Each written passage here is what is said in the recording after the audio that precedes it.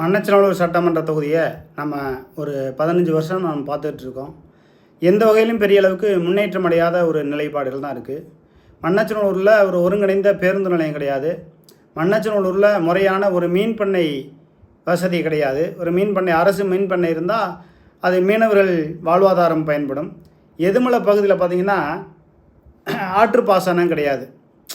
வாய்க்கால் பிரித்து அந்த பக்கம் ஆற்றுப்பாசன வசதிகள் செஞ்சு கொடுக்கணும். அதுபோல் சமயபுரம் பேரூராட்சியை நகராட்சியாக மாற்றி சமயபுரத்தை உயர்ந்த நிலைக்கு கொண்டு போகணும். அது மாதிரி எந்த விதமான திட்டங்களையும் திமுகவை சேர்ந்த எம்எல்ஏ, காவந்து எம்எல்ஏ, இப்போ இருக்கக்கூடிய எம்எல்ஏ செய்யவே இல்லை.